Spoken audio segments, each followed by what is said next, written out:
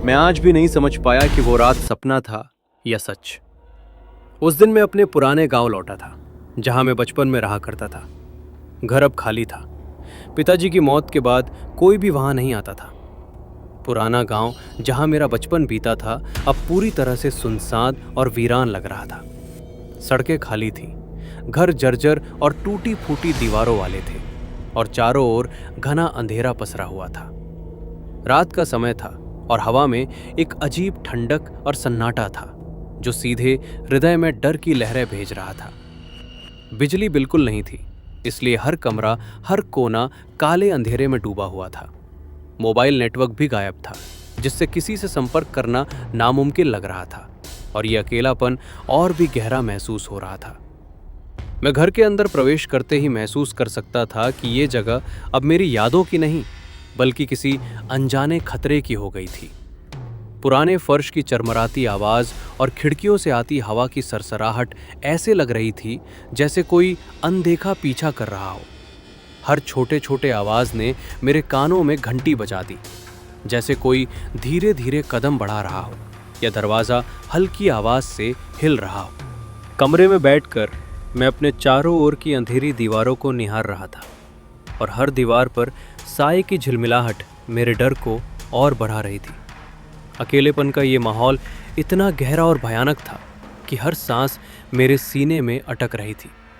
अंधेरा ऐसा घना था कि मुझे अपने हाथों की मौजूदगी भी दिखाई नहीं दे रही थी। हर बार जब मैं दरवाजे या खिड़की की ओर देखता तो ऐसा लगता जैसे कोई मेरी हर हरकत को देख रहा हो। जगह इतनी खाली थी कि लगता था हर चीज़, फर्नीचर, पुरानी तस्वीरें, पुराने कपड़े, कुछ छिपाकर मेरे डर को और बढ़ा रहे हों। ये माहौल एक तरह का सन्नाटा और खतरे का मिश्रण था, जो मुझे चेतावनी दे रहा था कि यहाँ कुछ भी सामान्य नहीं। जैसे ही मैं कमरे में थोड़ा शांत होने की कोशिश कर रहा था, अचानक मुझे लगा कि दरवाजे पर हल्की सी खटखट हुई। इतनी धीमी आवाज़ थी कि पहली बार मैंने सोचा कि शायद मैंने खुद ही दरवाज़ा छू लिया था या हवा की कोई हल्की सरसराहट थी। लेकिन जब मैं ध्यान से सुनने लगा तो वो खटखट दोबारा हुई, इस बार थोड़ी ज़्यादा स्पष्ट और धीरे धीरे बढ़ती हुई। दिल की धड़कन तेज हो गई और हाथ पांव ठंडे पड़ने लगे। मैंने दरवाजे के पास जाकर देखा, पर बाहर कुछ भी नहीं था, सिर्फ सन्नाटा। वो सन्नाटा इतना घना और गहरा था कि हर छोटी आवाज़ मेरे लिए असंभव डर पैदा कर रही थी। पत्तों की सरसराहट, पुराने मकान की दीवारों का फिसलना और खिड़कियों की कर्कश खड़खड़ाहट, हर चीज़ मेरे कानों में डर की गूंज बना रही थी। ऐसा लग रहा था जैसे कोई अदृश्य निगाहें मुझे देख रही हों, लेकिन सामने कुछ भी नहीं था।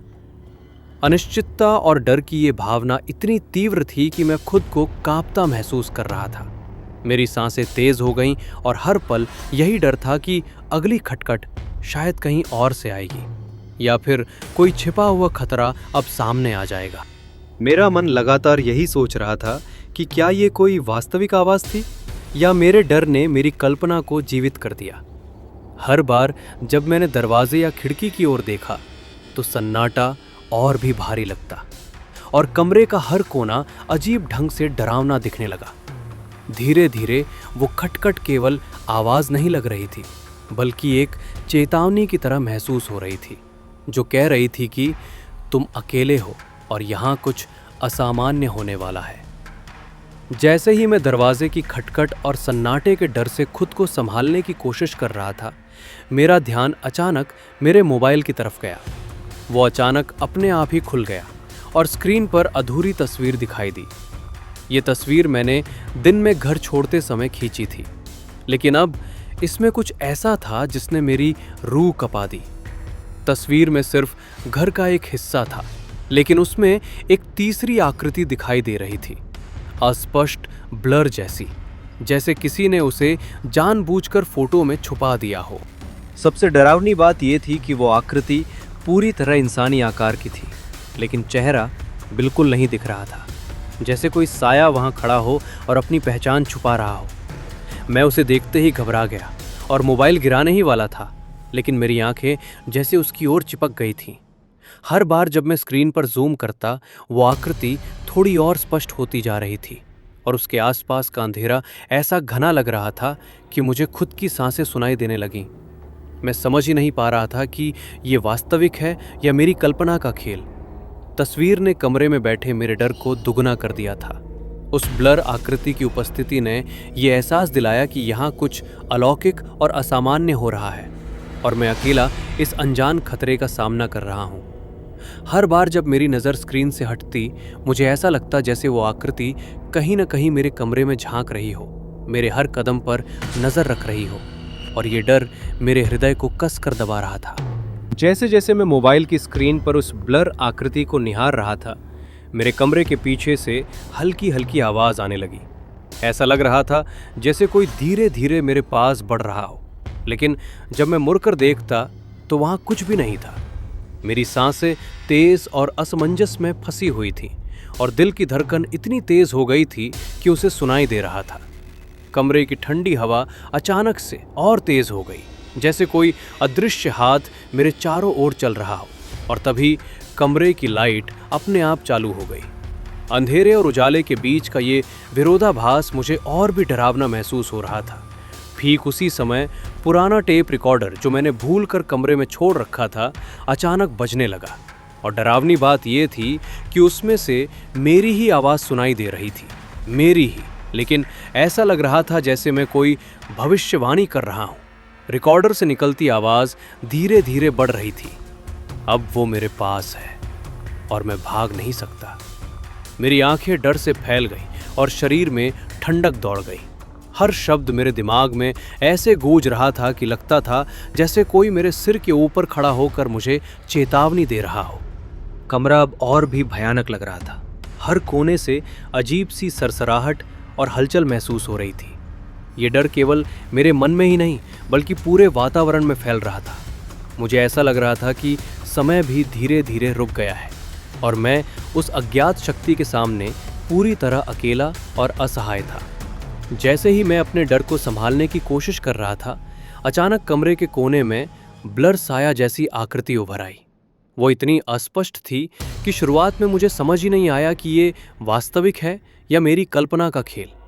लेकिन जैसे ही मेरी नज़र उसके ऊपर पड़ी, मैंने देखा कि उसकी दो चमकती आंखें अंधेरे में सीधे मेरी ओर टकटकी लगाए हुई थीं। वो हल्की धुंधली आकृति धीरे धीरे कमरे के बीचों बीच आ गई और हर कदम के साथ मेरे दिल की धड़कन इतनी तेज हो गई कि ऐसा लग रहा था कि मेरा दिल सीने से बाहर निकल जाएगा। मैंने भागने की कोशिश की, अपने पैरों को तेजी से खिसकाया, लेकिन जैसे ही मैं दरवाजे की ओर बढ़ा, वो आवाज़ फिर बुलंद होकर गूंजी, तुम जा नहीं सकते। उस आवाज़ में इतनी शक्ति और डरावनी गूंज थी कि मेरे पैर खिटक गए और मैं वहीं जमकर खड़ा हो गया। मेरे चारों ओर का वातावरण अचानक और भी भारी और घना हो गया, जैसे अंधेरा और डर मुझे अपनी पकड़ में ले रहा हो। मैं हर जगह नज़र दौड़ाता रहा, दरवाजे, खिड़कियाँ, कोने, लेकिन कोई रास्ता नहीं दिखा। साया मेरे बेहद करीब था। उसकी आंखों की चमक मुझे अंदर तक झकझोर रही थी और उसकी उपस्थिति इतनी भारी और दबावपूर्ण थी कि मेरी सांसें फंस गईं। मेरा मन और शरीर दोनों ही डर से कांप रहे थे। मैं चीखना चाहता था, लेकिन आवाज़ गले में अटक गई। हर कदम पर यह महसूस हो रहा था कि वो आकृति मेरी हर हरकत को महसूस कर रही है और मुझे रोकने के लिए तैयार बैठी है। मैं दौड़ना चाहता था, लेकिन जैसे कोई अदृश्य शक्ति मुझे वहीं रोक रही थी। हर पल की यह हिचकिचाहट और डरावना दबाव मेरे दिमाग और शरीर को थकाने लगा। ऐसा लग रहा था कि समय रुक गया है और मैं उस अज्ञात शक्ति के सामने पूरी तरह फंस गया हूँ, अकेला, डर के चारों ओर घिरा और बिना किसी मदद के। जैसे ही वो आवाज़ तुम जा नहीं सकते कमरे में गूंज उठी, मेरा पूरा शरीर ठंड और डर से जम सा गया। ये केवल शब्द नहीं थे, बल्कि ऐसा लग रहा था जैसे कोई अदृश्य शक्ति मेरे चारों ओर फैल गई हो, मेरे हर आंदोलन को रोक रही हो। मेरी आंखें चारों ओर बेतरतीब ढंग से इधर उधर दौड़ रही थीं, लेकिन कमरे का हर कोना अजीब तरह से बदल चुका था। दीवारें, फर्नीचर और अंधेरा सब मिलकर मेरे ऊपर भारी पड़ रहे थे और मैं खुद को बिल्कुल फंसा हुआ महसूस कर रहा था।